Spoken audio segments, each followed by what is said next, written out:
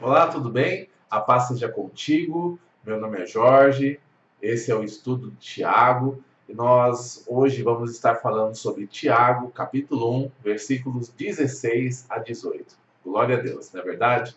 Bom, hoje nós vamos ler todos os versículos de uma vez, né? Depois a gente vai falando um pouquinho conforme os textos eles forem aparecendo, né? Os temas forem aparecendo. E espero que seja bênção aí para o nosso dia, para o nosso estudo de hoje, tá bom? Então vamos ler aqui. Não vos enganeis, meus amados irmãos. Toda boa dádiva e dom perfeito são lá do alto, descendo do Pai das luzes, em quem não pode existir variação ou sombra de mudança. Pois, segundo o seu querer, ele nos gerou pela palavra da verdade, para que fôssemos como que primícias das suas criaturas. Glória a Deus, né? Esse texto ele é bastante interessante pelo fato de que nós temos alguns conceitos, especialmente falando com essa questão da frase não vos enganeis, né? Quando falamos dessa questão não vos enganeis, significa que vai vir logo em seguida uma verdade que ela é absoluta, né? Uma verdade que é um princípio espiritual, onde vai ser ensinado para nós que esse princípio ele é imutável. Ou seja, alguma coisa que nós, de repente, podemos nos enganar, seja por uma doutrina de um falso profeta, seja por alguma coisa que se torne um ensinamento comum na vida das pessoas, se torne um sofisma, né? A pessoa é uma doutrina bem articulada, mas porém errada, uma doutrina que até tem a sua lógica, mas que ela está errada de acordo com os princípios da palavra de Deus.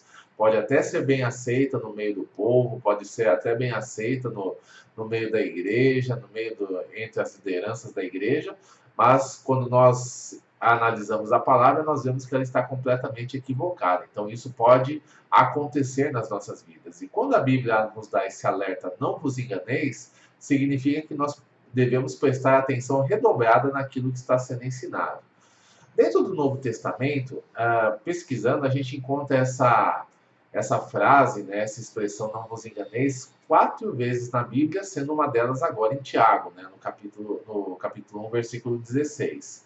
E outras expressões, eu gostaria de estar falando brevemente a respeito delas, porque elas também são importantes princípios para que nós estejamos atentos. Vou dar as referências para vocês estarem analisando depois, né, estarem verificando. É muito importante, né, como eu sempre tenho ensinado nos meus estudos, que vocês sejam berianos, que tudo que é falado vocês verifiquem na Bíblia se isso é verdade ou não, se realmente as coisas são daquela forma, os textos dentro de seus devidos contextos, se aquele estudo, aquele ensinamento, ele se encaixa em toda a Bíblia, desde o Gênesis ao Apocalipse, porque a Bíblia não tem contradições, né? Às vezes a gente pega uns textos fora de contextos, que geram pretextos, para que nós possamos agir de acordo com a nossa própria vontade. Então, dentro dessas questões da verdade que nos levam para a salvação, não existe ali variações ou sombra de mudança. Então, isso é muito importante para nós. Falando sobre essa questão do não vos enganeis, ele fala lá em 1 Coríntios 6, 9, né, com relação às pessoas que entram no reino dos céus ou não. Hoje, infelizmente, a gente tem muitas situações, né? Ah, se eu for uma pessoa boazinha, né? Se eu for uma pessoa que faz o bem, se eu for uma pessoa ali que não mexe com ninguém, eu vou entrar nos céus, né? Isso aí, até no meio das igrejas ditas cristãs evangélicas, está assim também, né? Muitas pessoas acreditam que a salvação é por obras e pegam alguns versículos isolados, tanto dentro do Antigo Testamento como dentro do Novo, para estar falando sobre isso. Mas a doutrina correta fala que a salvação é pela graça, né? Única e exclusivamente pela morte de Jesus Cristo na cruz do Calvário. E nós temos dois passos aí nessa questão da salvação para que ela se consolide nas nossas vidas. O primeiro deles é nós nos aproximarmos de Jesus, e depois o segundo é nós caminharmos junto com ele até o fim, né? Devemos perseverar até o fim para que possamos ser salvos. Jesus, ele ensinou amplamente isso ao longo das suas ministrações, né, ao longo dos evangelhos, ele fala muito sobre essa questão da perseverança, né? Não se desviar nem para a direita nem para a esquerda. E nesse texto específico que eu citei de 1 Coríntios, né, capítulo 6, versículos 9 e 10, ele fala lá as pessoas que não entram no reino dos céus, né? Porque o que acontece? Quando nós caminhamos com Jesus, ele faz uma transformação na nossa vida, né? Ele nos justifica dos nossos pecados, ele nos regenera, faz com que nós tenhamos a experiência do novo nascimento, nosso espírito é revivido e nós podemos ali ter comunhão com ele, né? O Espírito Santo habita em nós e vai nos direcionar e começa um processo de transformação e de mudanças. E ali tem uma série de coisas que estão sendo faladas que devem ser analisadas, que não são atitudes de quem realmente está sendo transformado por Jesus, quem tem o Espírito Santo sobre a sua vida e quem tem aliança com Cristo. Então a gente vai lá, dá uma analisada, vê o que significa cada uma dessas ações, dessas atitudes, para que nós possamos, primeiramente, alinhar a nossa vida com os princípios da palavra de Deus e também, né, caminhar de acordo com aquilo que nós precisamos ainda ser transformados. Porque às vezes nós aceitamos certas coisas na nossa vida achando que elas são certas, mediante, né? Como eu disse, aquela questão das pessoas falar, não, isso é certo, você acha que Deus é assim, você acha que Deus vai te rejeitar, mas ali nós vemos que algumas coisas elas não são práticas de quem realmente anda com Jesus. Então, uma vez que nós temos essa dificuldade, uma vez que nós conhecemos a verdade, sabemos o que devemos fazer, a gente efetivamente precisa corrigir nossas atitudes, corrigir as nossas práticas de vida, pedir o fortalecimento do Espírito Santo, a força para que nós possamos mudar, porque muitas vezes, para falar a verdade, 100% das vezes nós não vamos ser capazes de mudar por nós mesmos. Se assim fosse, não precisaria Jesus ter morrido na cruz, mas ele nos capacita através do Espírito Santo que nos fortalece e nos ajuda dentro da nossa caminhada. Então esse é um ponto aí importante para nós, para que nós possamos estar na presença do nosso Deus. Amém? Então verifique lá, veja se a sua vida está bem alinhada e caso não esteja, vai lá e faça as correções necessárias, busque a Deus, busque a força de Deus e santifique-se.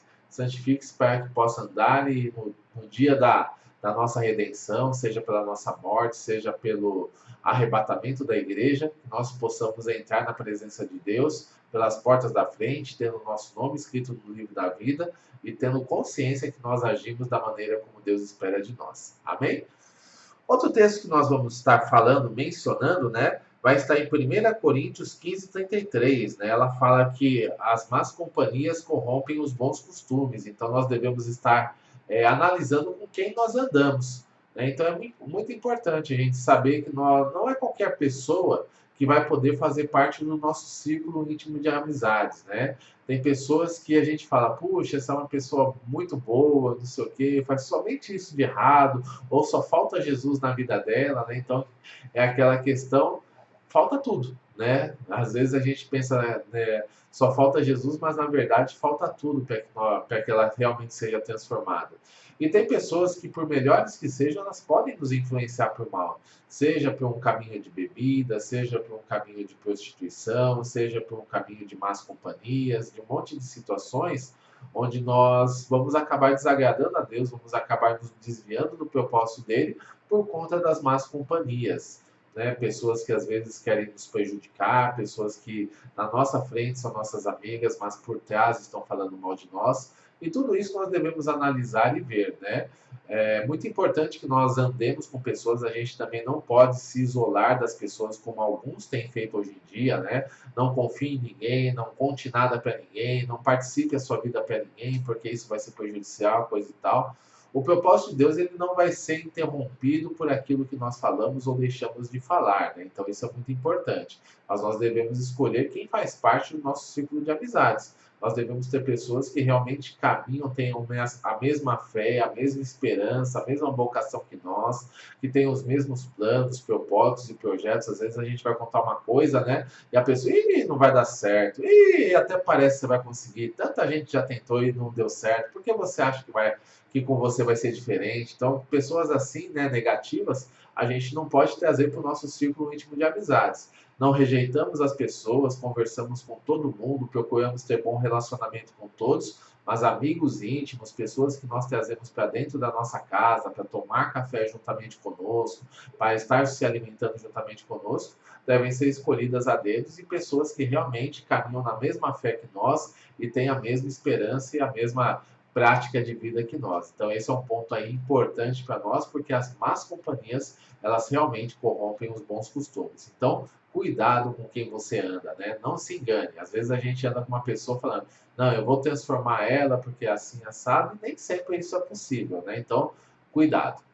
E um terceiro ponto para a gente estar meditando está em Gálatas 6,7, que ele também fala, não vos enganeis, né?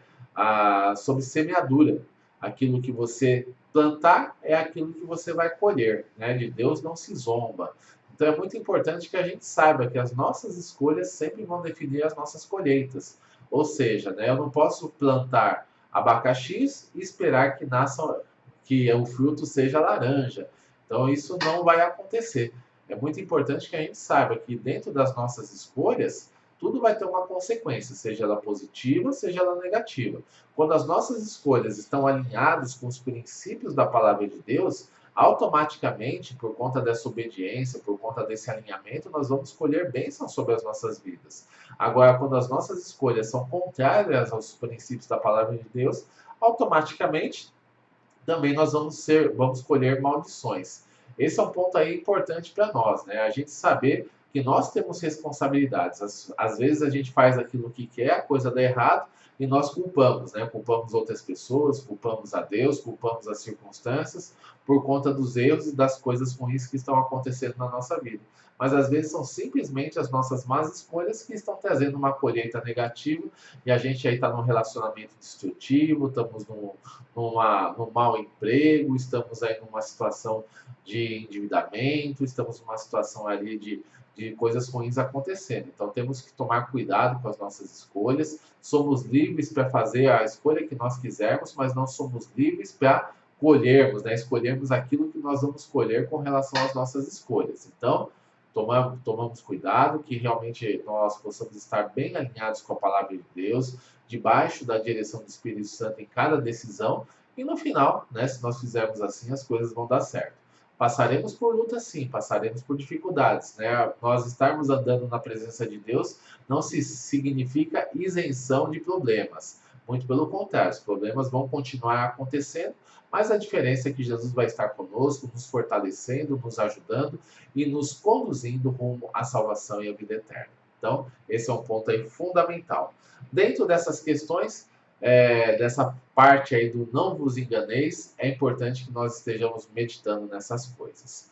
Uma outra coisa que eu gostaria ainda dentro desse princípio, né, tá falando, ele fala, né, não vos enganeis agora em Tiago mesmo, né, Tiago 1,16, ele fala, não vos enganeis, meus amados irmãos, né, então a mensagem da palavra de Deus, a mensagem bíblica, para que nós tenhamos uma vida alinhada, para que nós tenhamos ali os princípios sobre as nossas vidas, é para quem crê e tem aliança com Jesus, né, para quem realmente entrou dentro da vida cristã, que faz parte do corpo de Cristo, que viveu a experiência do novo nascimento, esse deve ter uma vida alinhada com os princípios da palavra de Deus, porque ele já está capacitado a cumpri-los, mediante o Espírito Santo que habita em nós. Então é muito importante que a gente tenha essa consciência, que a palavra de Deus, né, os princípios, os mandamentos e as ordenanças são para aqueles que têm aliança com Deus através de Jesus Cristo. Então esse é um ponto aí importante para nós. Todo aquele que tem aliança com Jesus Cristo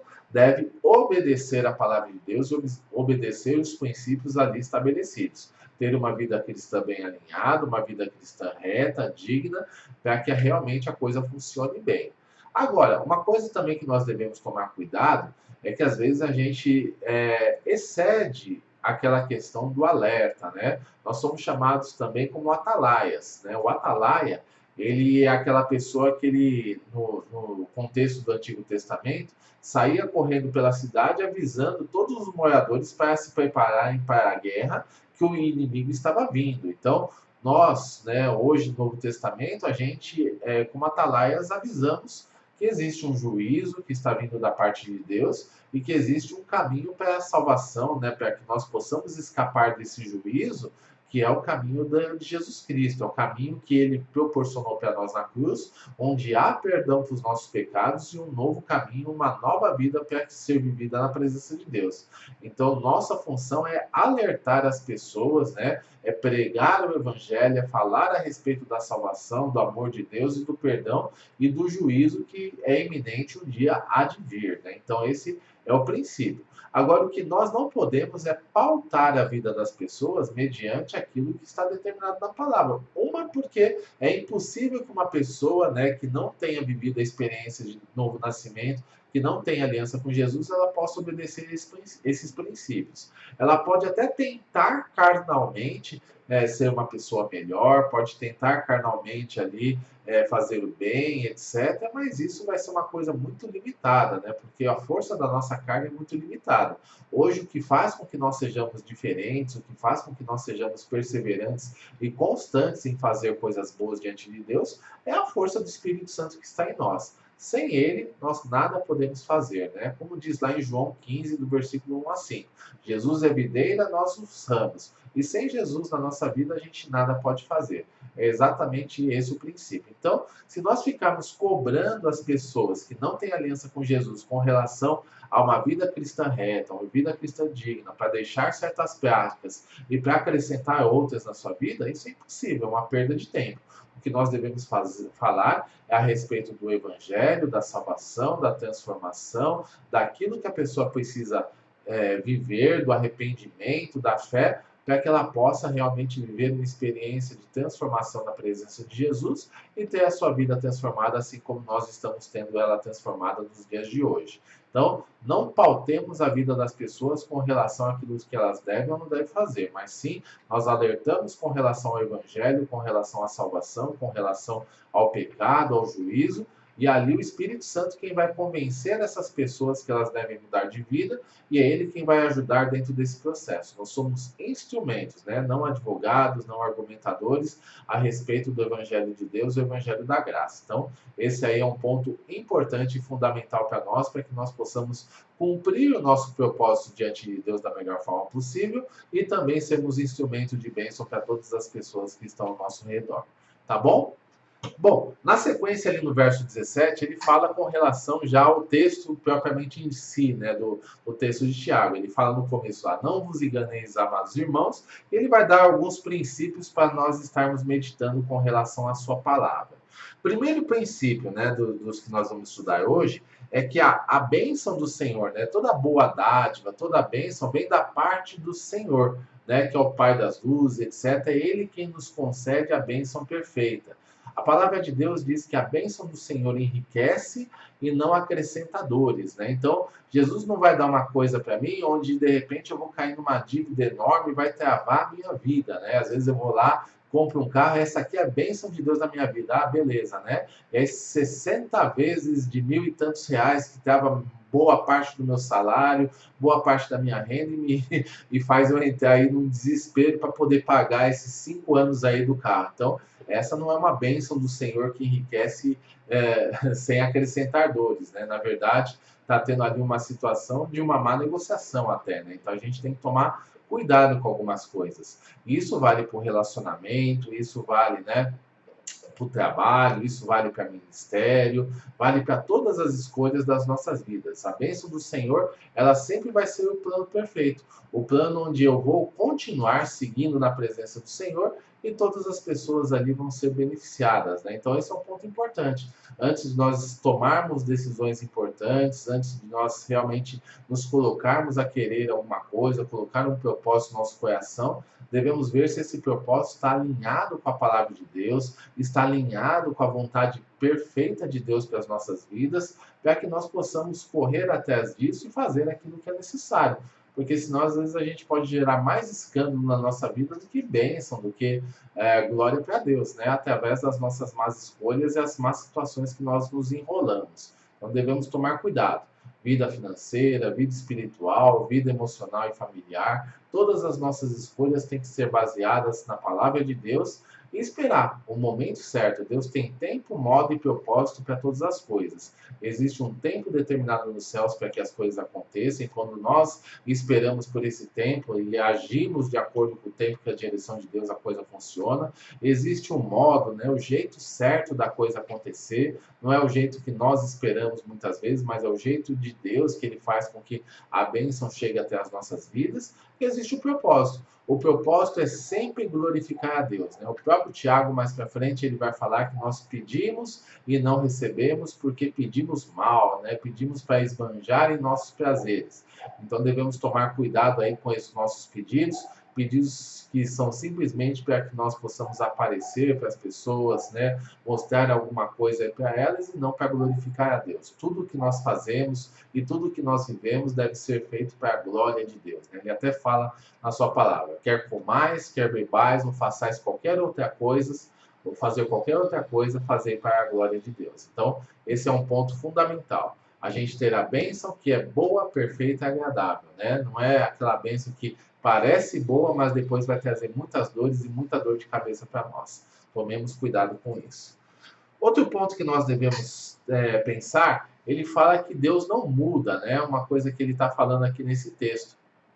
Pai das nuvens que não tem sombra nem variação de mudança, né? Então, Deus ele não muda. E a gente precisa entender que ele não muda em absolutamente nada. Ele não muda com relação à sua palavra, né? Quando ele estabelece um princípio, esse princípio ele vai funcionar de Gênesis a Apocalipse.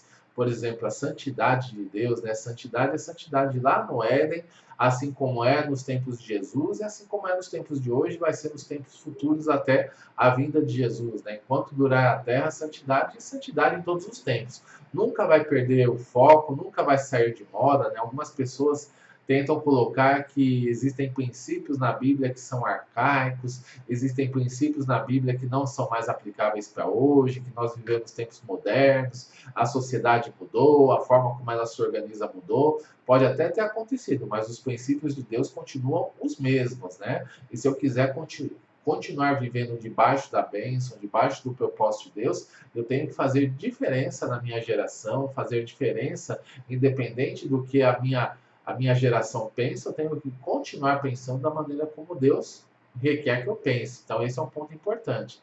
A gente vê, por exemplo, né, a vida de Noé. Noé ele foi diferenciado, uma geração mais corrupta, mas Noé buscava a Deus e andava com Deus, né? Essa é a história dele. E isso fez com que ele se livrasse de um juízo, fez com que ele se livrasse ali da maldição que todos os homens daquela época viveram. Então nós devemos aí estar atentos, porque Deus não muda, e assim como ele não muda, os princípios dele também não mudam, né? Aquilo que ele estabeleceu da palavra não muda de forma nenhuma.